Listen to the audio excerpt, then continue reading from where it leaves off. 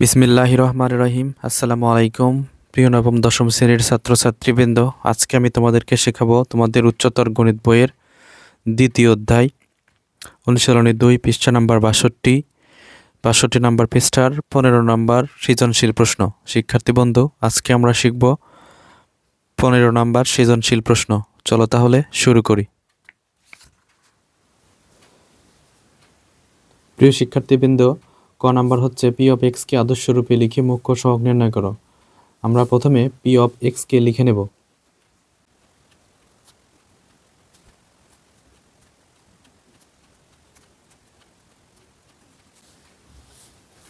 শিক্ষার্থী বন্ধু দেখো, পি অফ এক্স আমি লিখে নিছি। এখন এটাকে আমরা আদর্শ রূপে লিখব।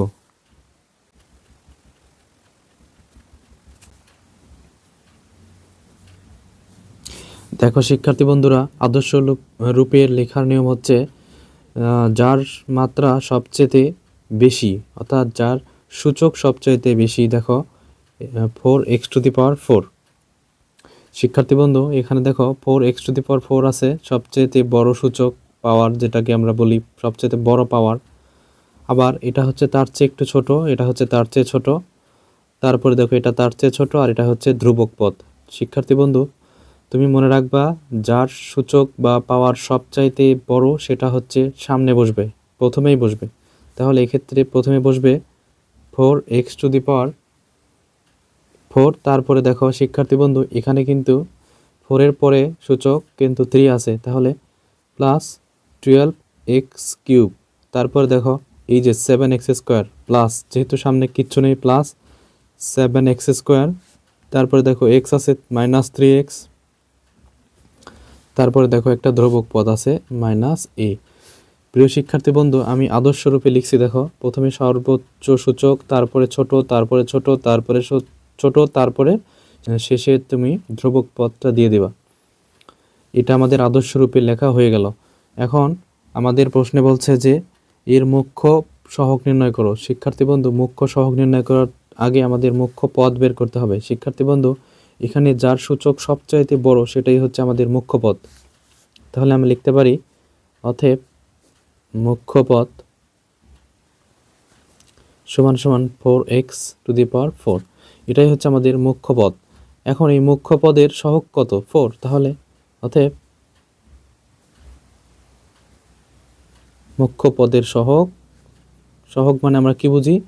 চলকের সামনে যে সংখ্যাটা থাকে সেটাই হচ্ছে সহগ। তাহলে এখানে চলকের সামনে, চলক হচ্ছে এক্স, এক্সের সামনে আছে 4, সুতরাং এখানে মুখ্য পদের সহগ হচ্ছে 4।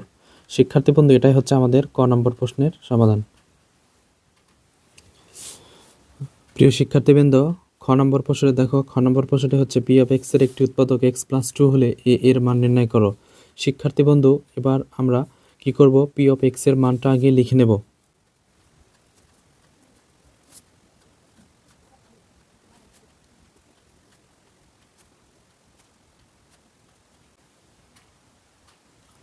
দেখো শিক্ষার্থী বন্ধু, আমি কিন্তু পি অফ এক্স এর মানটা আগে লিখে নিছি। এখন আমরা এখানে দেখব যে পি অফ এক্স এর একটি উৎপাদক বলছে x+2। তাহলে শিক্ষার্থী বন্ধু, আমি একটু এখানে রাফ করতেছি, x+2 = 0 মনে করো। তাহলে x = কত হবে? -2। তাহলে শিক্ষার্থী বন্ধু, এখানে কিন্তু x = -2 হবে। এই যে x = -2 বসানোর ফলে এই ফাংশনটি 0 হবে, আর তখনই x+2 হবে তার একটি উৎপাদক। শিক্ষার্থী বন্ধু, এক্ষেত্রে আমরা লিখব x+2 পি অফ এক্স এর একটি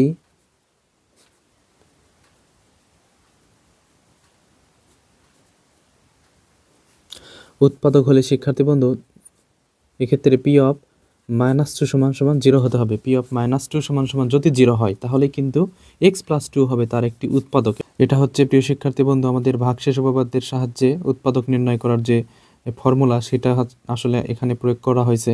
শিক্ষার্থী বন্ধু, তাহলে আমরা বুঝলাম যে এই যে আমাদের পি অফ এক্স যে ফাংশনটি আছে, সেই ফাংশনে -2 যদি বসানো হয় এক্স এর মান, তাহলে কিন্তু x+2 তার একটি উৎপাদক হবে, তখন এটা কিন্তু 0 হয়ে যাবে। সেক্ষেত্রে আমরা লিখতে পারি পি অফ -2 = 0। এখন শিক্ষার্থী বন্ধু, আমাদের যে ফাংশনটি দেওয়া আছে, এই ফাংশনটিতে আমরা -2 বসাবো। দেখো তাহলে প্রথমে 4, আর এক্স এর মান যেহেতু -2, তারপর 4 + 12 -2, তারপরে দেখো কিউব প্লাস 7 এক্সের মান -2, তারপরে স্কোয়ার -3 এক্সের মান -2 মাইনাস এ। প্রিয় শিক্ষার্থী বন্ধু, এটা সমান সমান সমান কিন্তু দেওয়া আছে 0, তাহলে আমরা 0 ধরলাম। এখন আমরা একটু ক্যালকুলেশন করি, দেখো -2 এর উপর হচ্ছে 4, তাহলে -2 হচ্ছে 4 বার গুণ হবে, অথবা এটা তুমি সাইন্টিফিক ক্যালকুলেটরে যদি উঠাও তাহলেও হবে। তাহলে আমরা দেখতে পাচ্ছি মাইনাসের উপরে 4 আছে, সুতরাং 4টি মাইনাসে হয়ে যাবে প্লাস, আর 2 এর উপর 4 দিলে হয় 16। তারপরে দেখো শিক্ষার্থী বন্ধু, এই যে দেখো এখানে +12 আছে, আর এখানে হচ্ছে যে মাইনাসের উপরে 3 আছে। সো মাইনাসের উপরে টু দি পাওয়ার 3 থাকলে শিক্ষার্থী বন্ধু মাইনাসই হয়ে যায়, আর 2 এর উপর 3 মানে 8 প্লাস 7। এক্ষেত্রে দেখো -2 এর উপর স্কোয়ার, অর্থাৎ মাইনাসের উপর স্কোয়ার থাকলে প্লাস হয়ে যায়, জোড় সংখ্যা থাকলে প্লাস, অর্থাৎ 2টা মাইনাসে প্লাস, আর 2 2 4। এখন দেখো এই যে মাইনাস, এই ভেতরের যে মাইনাস আছে সেই 2টা গুণ দিব, তাহলে মাইনাস মাইনাস প্লাস, 3 2 6 -a = 0। তারপরে শিক্ষার্থী বন্ধু এখানে দেখো 4 ষোলং 64, এখানে দেখো শিক্ষার্থী বন্ধু প্লাস মাইনাসে মাইনাস, 8 বারং 96, আর প্লাস 4 7 28 প্লাস 6 -a = 0। তাহলে শিক্ষার্থী বন্ধু এক্ষেত্রে দেখো এই যে দেখো 64 এটা প্লাস, 28 এটা প্লাস, আবার এই যে 6 এটাও প্লাস।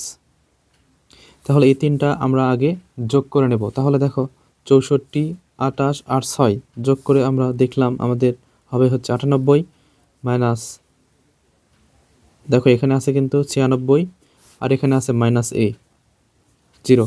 তাহলে দেখো শিক্ষার্থী বন্ধু এখানে কিন্তু বিয়োগ করলে হয় 2 -a = 0।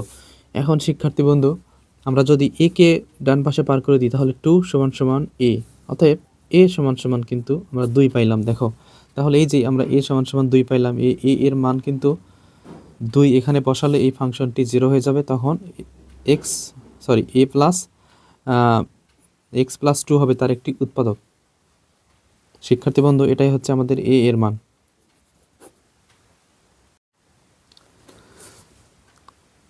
প্রিয় শিক্ষার্থীবৃন্দ, এবার আমরা গ নম্বর প্রশ্নটি সমাধান করব। দেখো গ নম্বর প্রশ্নটি হচ্ছে, দেখাও যে p of x এবং q of x এর একটি সাধারণ উৎপাদক।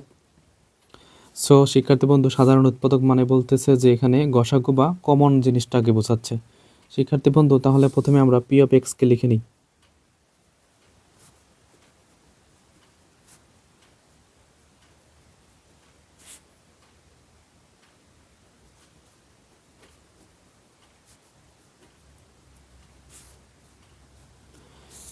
শিক্ষার্থী বন্ধু p of x কে আমি লিখে নিছি। এখন আমরা যেহেতু খ নম্বরে আমাদেরকে বলছে যে x + 2 p of x এর একটি উৎপাদক, সুতরাং আমি লিখব যে p of x এর একটি উৎপাদক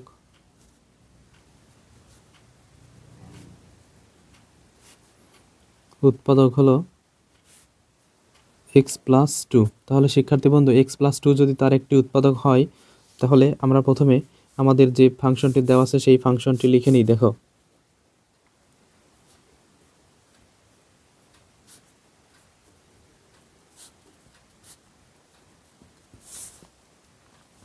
শিক্ষার্থী বন্ধু আমাদের ফাংশনটি লেখা শেষ, এখন আমরা উৎপাদক করতেছি।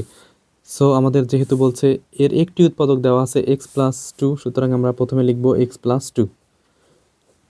এরপরে শিক্ষার্থী বন্ধু আমাদের কাছে প্রথম পদ আছে 4x⁴।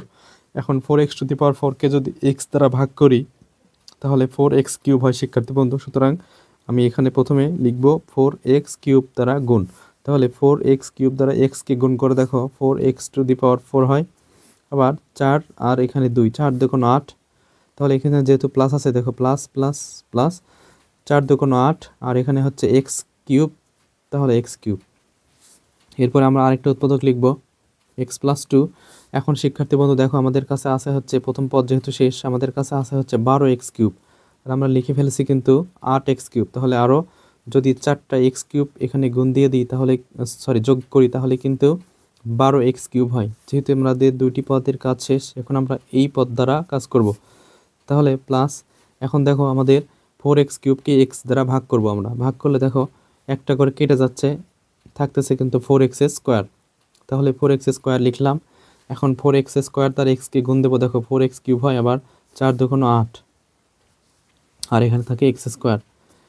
দেখো শিক্ষার্থী বন্ধু, এই দুইটার কাজও শেষ হলো। এখন আমাদের কাছে আছে হচ্ছে 7x স্কোয়ার, আমি কিন্তু লিখে ফেলছি 8x স্কোয়ার। তাহলে একটা x যদি আমরা বিয়োগ করি তাহলে কিন্তু আমাদের 7x স্কোয়ার মিলে যায়। তাহলে আরেকটা উৎপাদক x প্লাস 2 নিব। এখন আমাদের এই দুইটা পদের কাজও শেষ। এখন আমাদের এইটা ধরতে হবে। তাহলে এটা দেখো x স্কোয়ারকে যদি x দ্বারা ভাগ করি তাহলে থাকে কিন্তু x থাকে। তাহলে যেহেতু এই x এর সামনে আছে মাইনাস, সুতরাং মাইনাস। তাহলে দেখো এখন x গুণ করে দেখো x স্কোয়ার আর মাইনাস আর প্লাসে মাইনাস, 2 দুগুণ 4x, দেখো 2 দুগুণ 4x।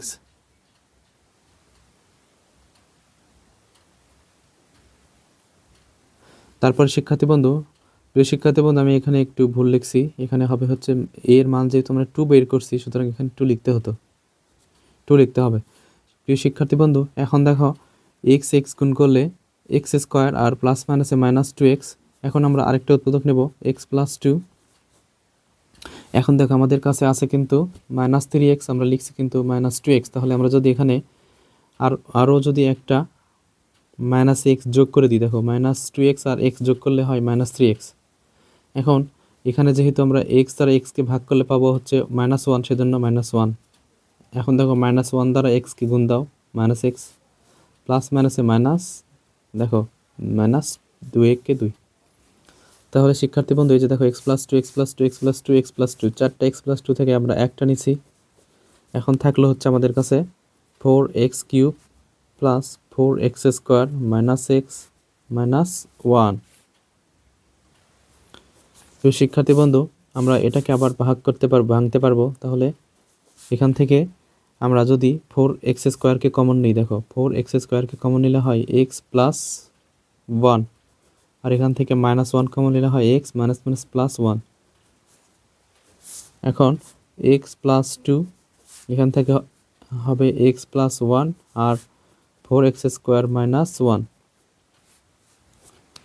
প্রিয় শিক্ষার্থী বন্ধু, এটা হচ্ছে আমাদের একটি উৎপাদক বের হলো। এখন আমরা কিউ অফ x-কে উৎপাদকে বিশ্লেষণ করব। আর শিক্ষার্থী বন্ধু, আমি প্রথমে কিউবের মানটা লিখে নিই। তাহলে কিউ সমান দেওয়া ছিল হচ্ছে 6x cube plus x square minus 9x plus 26। আমরা প্রথমে তৃতীয় লাইন করব, সেজন্য আমরা প্রথমে x প্লাস 2 লিখে নেব।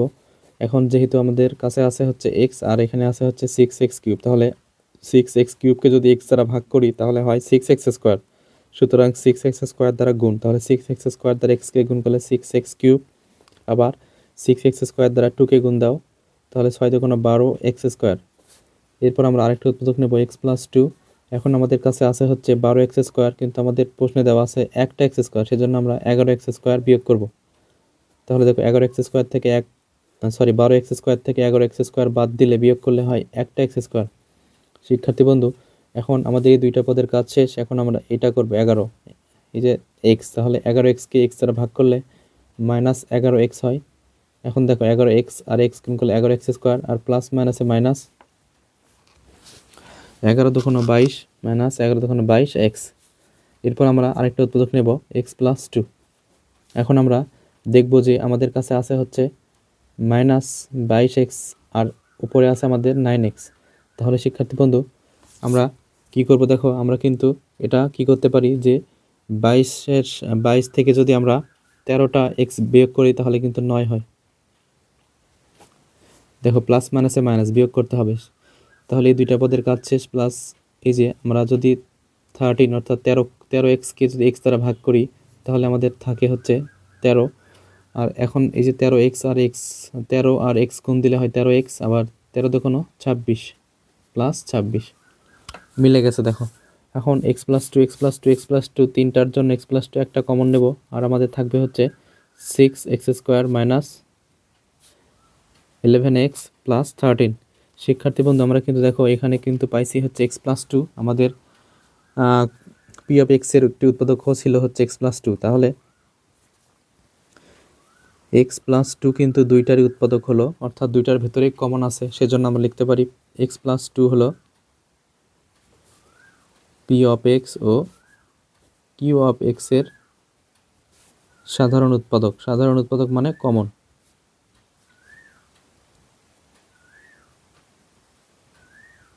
শিক্ষার্থী বন্ধু, এটাই আমাদেরকে প্রমাণ করতে বলছে, এজন্য আমরা এখানে লিখব হচ্ছে, দেখো